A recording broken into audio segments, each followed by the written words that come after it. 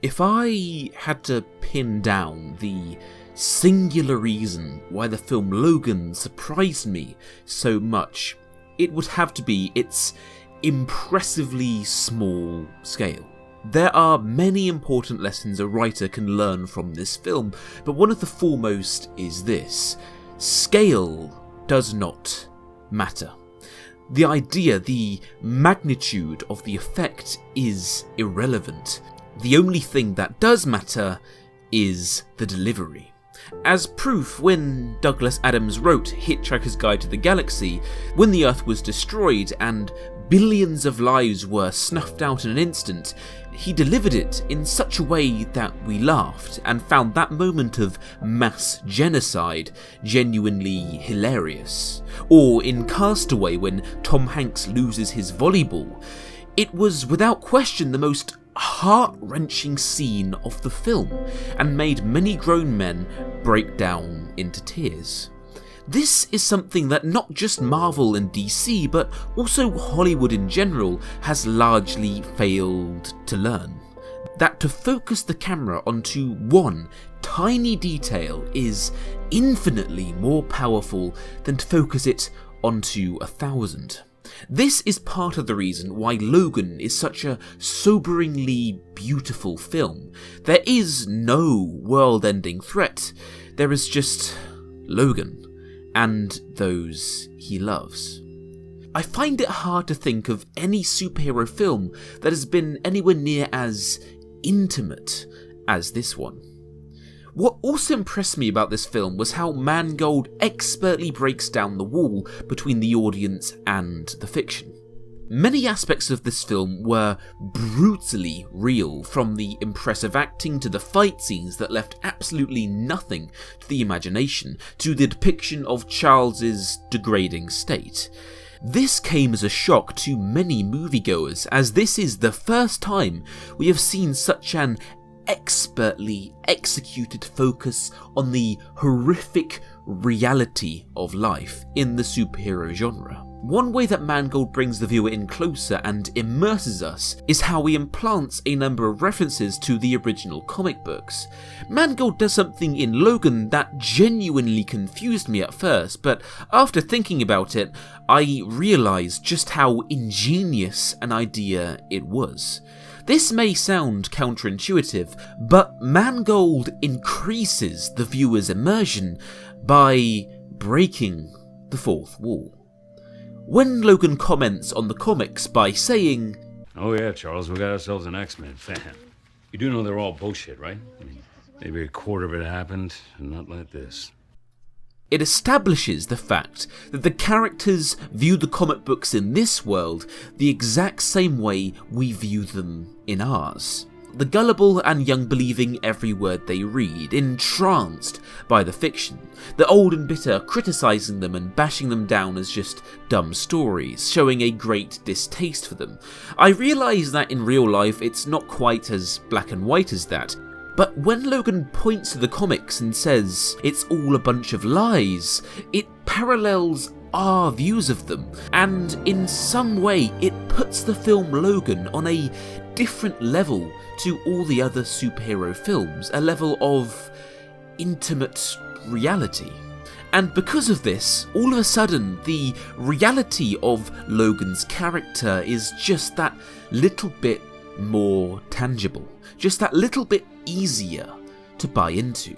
I suppose from a certain point of view that you could argue that when Logan points at the comics and berates them, he is pointing at all the other superhero films and saying how they are not true to the real world, because in the real world, people die, and no self-promoting asshole in a fucking leotard can stop it. This is ice cream for bedwetters. When I look at the superhero genre, I am often reminded of The Simpsons. For the first dozen or so series, the writing was of an outstanding quality. The show was jam-packed full of hilarious moments and some scenes that were genuinely touching. But now the show is about to enter its 30th season, and the scripts are a shadow of their former selves. The Simpsons is a prime example of what happens when a show overstays its welcome. As the quality of the animation improved, the quality of the narrative degraded. It's at a point now where if I'm scanning through the TV and I see an episode of The Simpsons that looks extremely well animated, I keep on scrolling.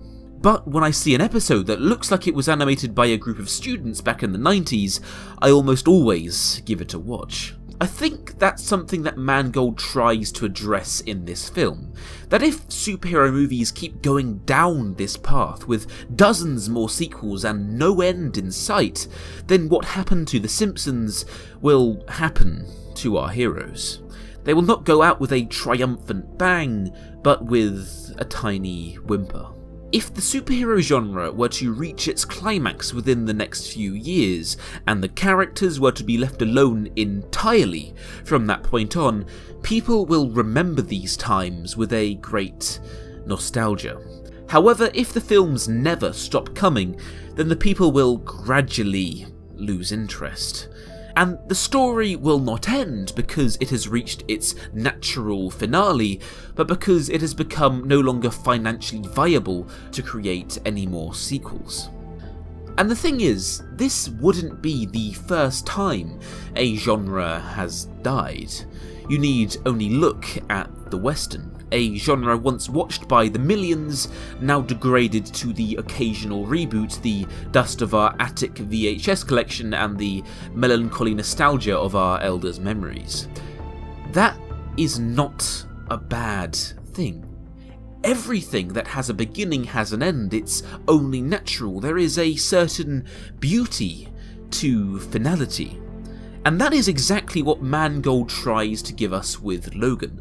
Something final. An actual, tangible closure to a much loved character. I personally believe the most important part of a story is its end. It's not just the payoff for our characters' arcs and their story, but because it is also the final taste that is left in our mouths as we leave the theatre. If Marvel and DC do not eventually deliver a final ending, then they are depriving the audience of not just one of the fundamental parts of a good story, but also the most beautiful and emotionally touching part as well.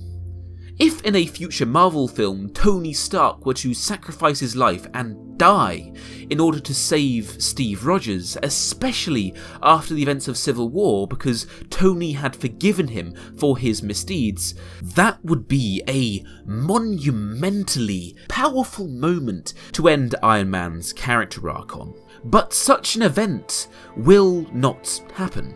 Because Iron Man is a cash cow, and he is simply too expensive to kill off.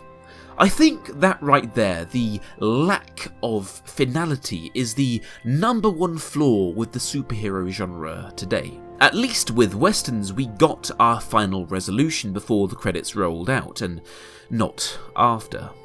It's impressive how aware of this Mangold was when he created this film. Not only did he set the film mostly in a desert, the number one setting for the long, out-of-style westerns, but he also inserted a reference directly to Western media in the form of Shane, a Western classic about the final chapters in the life of a highly talented gunslinger, as he goes on one final mission to protect the innocent citizens of a town from a group of bandits.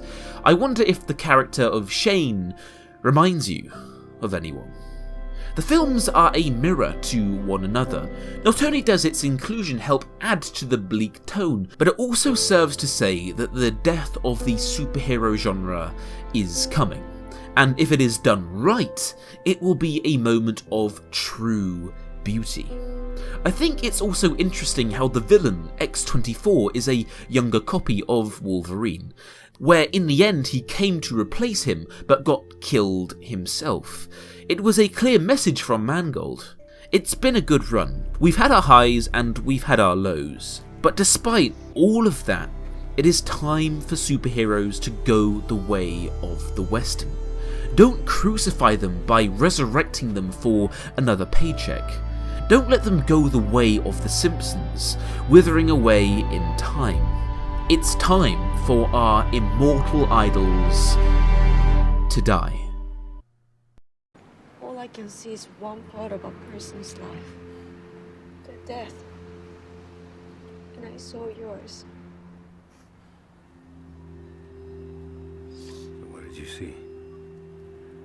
I see you on your back. There's blood everywhere. You're holding your own heart in your hand.